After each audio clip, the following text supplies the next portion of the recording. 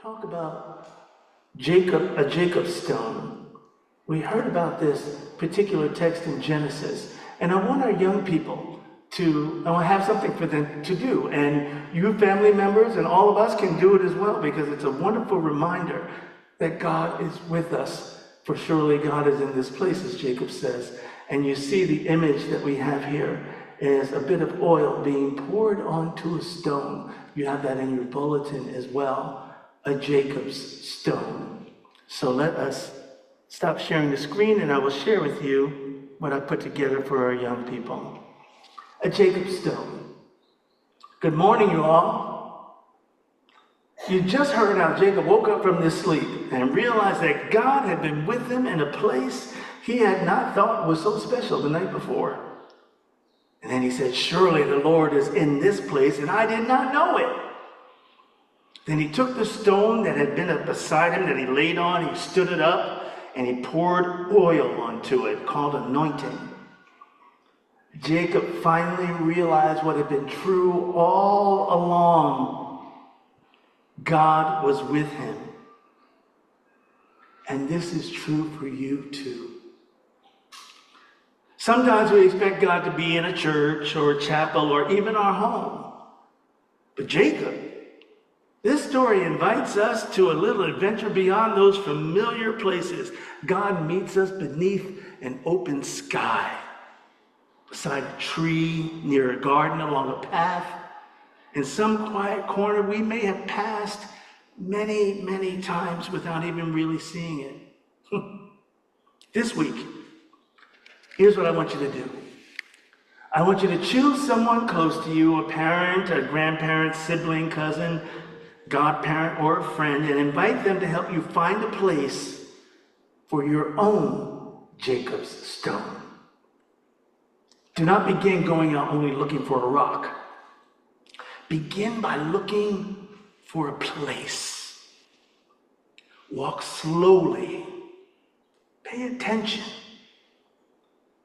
And you might discover a place near some flowers, beside a tree, at the edge of a playground or a basketball court, along a sidewalk, near a puddle of water, or somewhere you just enjoy sitting and hanging out.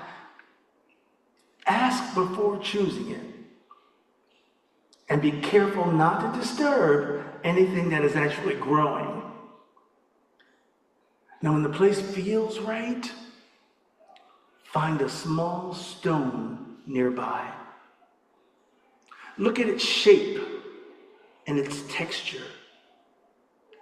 Notice if it is smooth or rough, if it's light or dark.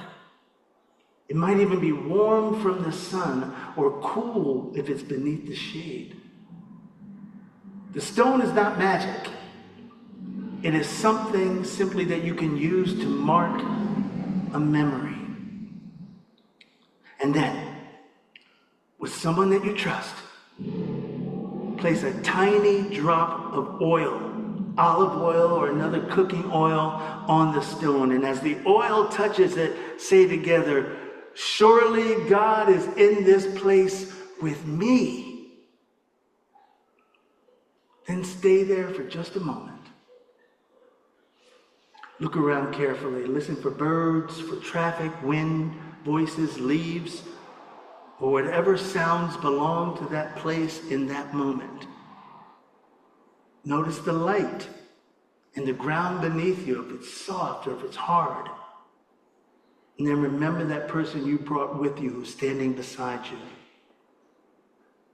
See, the adventure is not only about finding the stone, it's about creating a memory of the place where you stopped just long enough to recognize that God was already there. Jacob remembered both stone and the place. That matters. A stone can be moved or forgotten, yet a place can remain in your memory. And later, when you return there, you may remember the person who came with you. You may even remember the words you spoke and the promise God gave Jacob. I will not leave you until I have done what I promised for you. And there may be a day when you feel lonely, worried, unsure about what comes next. You can think about your Jacob stone and remember God was with me there and God is with me now.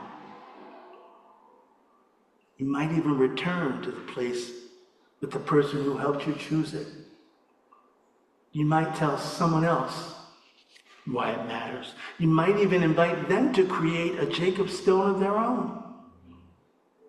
In that way, one small little adventure can become a story your family or your friends carry together.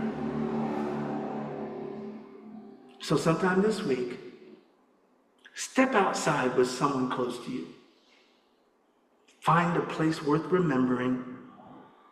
Choose a stone. Add a drop or drops of oil and speak the words Jacob learned beneath the open sky. Surely, God is in this place with me. And just leave the stone there and carry the memory with you. For God was there before you arrived. God will be there when you return. And God will be with you wherever your next adventure leads you. Thanks be to God.